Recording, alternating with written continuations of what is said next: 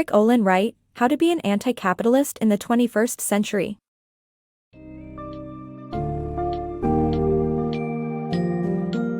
Dive into the eye-opening book, How to be an Anti-Capitalist in the 21st Century, by Erik Olin Wright, which challenges our understanding of capitalism's pros and cons.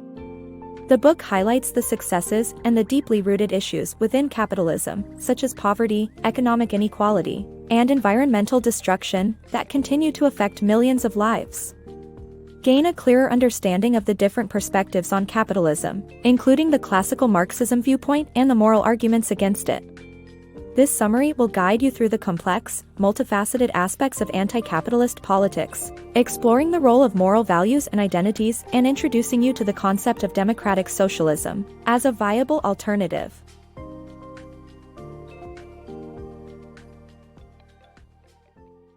The downside of capitalism. While capitalism has led to economic growth, technological innovation, and improved living standards, it also has its failures. Poverty and economic inequality persist, and the benefits of capitalism are largely enjoyed by the elite. Additionally, inequality leads to unfulfilling jobs and destroyed livelihoods, while environmental destruction threatens our planet. These problems call into question the benefits of capitalism, making it necessary to consider alternative economic systems. Classical Marxism and Capitalism.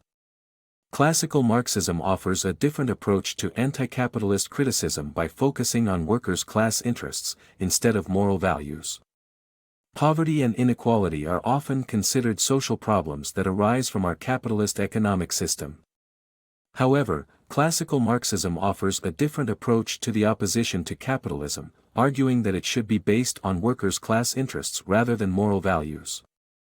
Karl Marx and his followers believed that the capitalist world was divided into two groups, the capitalists who owned the means of production, and the workers who had to sell their labor for wages to make a living. Workers were the majority, but they did not have the means of production which made them powerless, while the capitalists accumulated the wealth generated by their labor. Classical Marxism believed that the workers' class interest is to end capitalism. In Marxist terminology, class interest means self-interest based on class affiliation to achieve class consciousness. According to classical Marxism, moral arguments against capitalism were irrelevant since they would only distract from the fundamental issue. They believed that workers needed to become aware of their class interest and achieve class consciousness. Workers would then rise to overthrow the capitalist system purely based on self-interest. Anti-capitalism is not a new concept. It has been around since the 19th century, and classical Marxism was one of the earliest schools of thought that opposed capitalism. Classical Marxism offers a different critique of capitalism that is based on workers' class interests rather than moral values. However, this approach may not be relevant in the modern era. The world has become a more complex place, and new challenges need to be considered when evaluating the relevance of anti-capitalist criticism. Anti-capitalism, beyond class interests. In contemporary capitalism, the class structure is fragmented, and most people have contradictory class interests.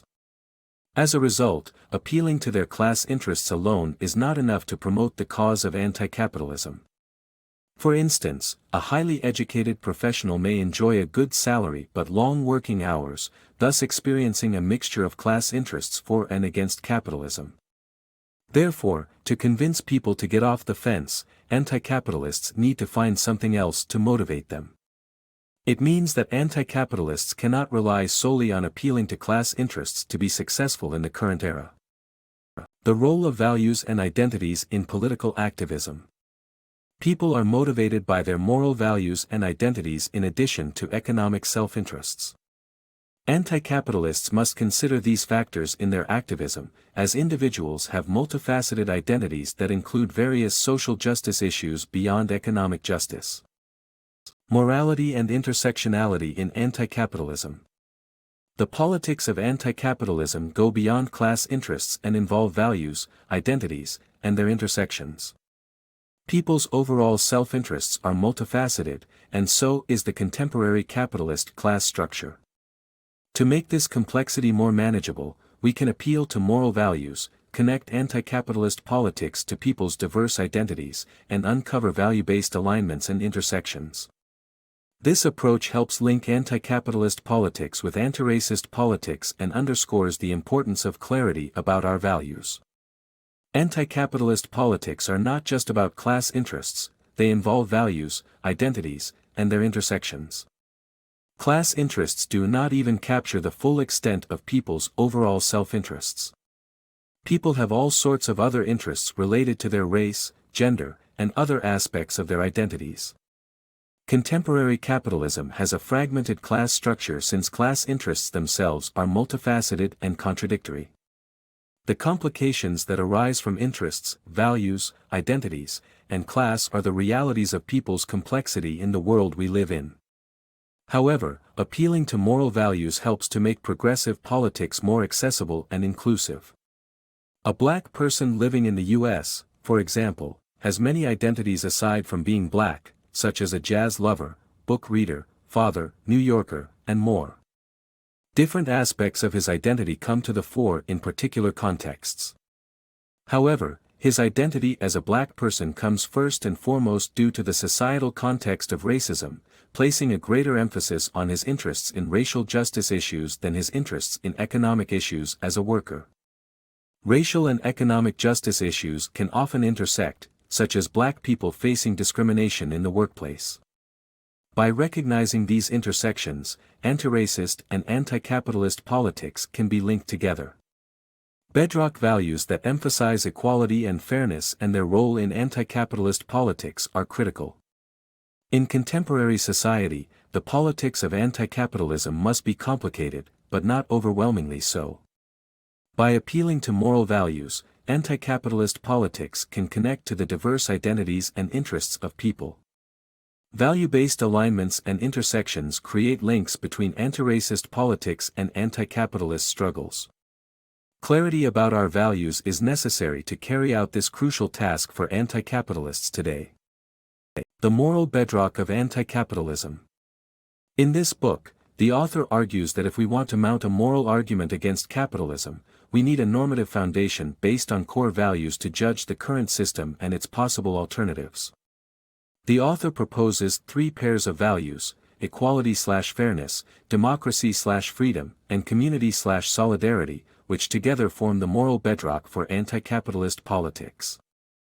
The value of equality is defined as having equal access to material and social means necessary to live a flourishing life. The value of democracy is having equal access to participate in decisions that affect our lives, including decisions about freedom. The value of community is cooperation for mutual well-being, while solidarity is when that sense of togetherness is channeled into a shared struggle for a common cause. The author emphasizes that relying only on factual claims against capitalism is not enough, and it is vital to give a reason why poverty and other related social problems are morally unacceptable. Why capitalism fails our moral values. Capitalism contradicts the values of community/solidarity, equality/fairness, and democracy/freedom. Despite its encouragement of individualism and competition, capitalism divides people and perpetuates economic inequality, poverty, and limited access to fulfilling work. While the wealthy influence politicians and maintain control over workplaces, ordinary people are left with less democracy and a smaller say in decisions that affect their lives. In essence, capitalism fails to live up to our moral values and leaves much room for improvement. Understanding democratic socialism. Democratic socialism offers an alternative to both capitalism and statism by giving economic power to ordinary people and promoting democratic decision-making. Democratic socialism is an alternative to both capitalism and statism. While the latter's economies are controlled by the state officials or capitalists, democratic socialism provides democratically run associations and institutions. In capitalist societies, wealthy individuals and institutions control most of the society's wealth and make decisions on which enterprises should be funded and run. But democratic socialism eliminates bribery or coercion by organizing ordinary people into cooperatives for joint ownership, management, and operation of businesses. Economic decisions are made through persuasion and democratic participation rather than being imposed upon the people. Democratic socialism offers a new approach to economic management that prioritizes societal objectives over individual interests. Democratic socialism in today's society. The book explores the concept of democratic socialism and its existing elements in our current society, relating it to capitalism and statism. The author asserts that most economic systems are a mixture of capitalist, statist, and democratic socialist elements, and the practical implications for anti-capitalists in the 21st century. Democratic socialism has been a widely debated topic in contemporary times. While the term might evoke an air of uncertainty and be relegated to the precincts of utopian thought, it is not as far-fetched as it appears. The book challenges the idea of democratic socialism as speculative fiction, asserting that it encompasses existing elements in today's society. The book offers an alternative method of utilizing public funds through participatory budgeting committees, where the citizens of a city can determine how public funds are spent within their communities. The addition of nonprofit organizations, mutual societies, and other local community organizations could support the needs of people for affordable housing, elder care, and childcare. Although these elements are akin to democratic socialism, they coexist within capitalism, which exists as a mixed economy system consisting of mostly capitalist, statist, and democratic socialist elements. Capitalism is considered a theoretical ideal, and any economy with mostly statist or democratic socialist elements would be called statism or democratic socialism, respectively. The existing elements of capitalist, democratic socialist, and statist economies have practical implications for anti-capitalists in the 21st century. It offers a perspective on the use of present-day socialist components and the possible future direction of the economy. The author's aim is to expand the scope of democratic socialism beyond a hypothetical concept to a practical economic solution. In conclusion, the book explores the concept of democratic socialism and its potential in society. It highlights the possibility of participatory budgeting committees, nonprofit organizations, mutual societies, and other local community organizations as existing socialist elements in today's society. The book offers a new perspective on the economy and is a must-read for individuals interested in democratic socialism. Eroding capitalism gradually. Just like a lake is a complex ecosystem of different creatures and elements, capitalism is a complicated web of diverse enterprises that can coexist and interact. This presents a significant strategic opportunity for anti-capitalists to gradually erode capitalism and replace it with democratic socialism. The history of capitalism itself shows how enterprising individuals involved in non-feudal economic activities gradually gained more power, established themselves, and grew to create the capitalist system. Similarly, worker cooperatives and other proto-democratic socialist entities may occupy marginal positions in society today, but from humble beginnings, they can grow bigger and stronger, maturing with time, becoming more numerous, and eventually transforming society, not with a dramatic revolution, but through a long, gradual process of erosion that's already underway. The role of the market and state in democratic socialism. Democratic socialism involves nurturing and advocating for state intervention in the economy while recognizing the role of the market. Rather than replacing the market, state and worker-owned enterprises would operate alongside capitalist-owned enterprises in a democratic socialist society. The state would provide support for worker-owned enterprises through initiatives such as a universal basic income, public bank credits, and training programs. Additionally, the state would expand its provision of essential services such as healthcare, education, and public amenities to ensure equal access for everyone. Strategies for eroding capitalism. The main message conveyed by the book is that anti-capitalists should follow a combination of 4 strategies: taming, resisting, escaping, and dismantling capitalism. The author proposes that rather than relying on revolutionary practices, we should adopt a more gradual approach to combat capitalism. Taming capitalism implies counteracting the negative effects of capitalism by implementing initiatives such as a universal basic income. Resisting capitalism involves fighting back against the unfair practices of capitalism through labor unions and other means.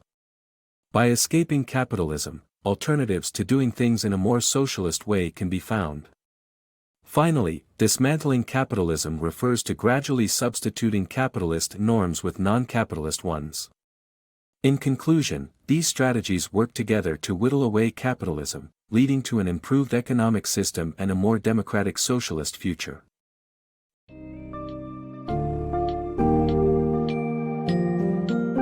Erik Olin Wright's How to Be an Anti-Capitalist in the 21st Century presents a thorough, thought-provoking examination of capitalism as well as a vision for democratic socialism as an alternative.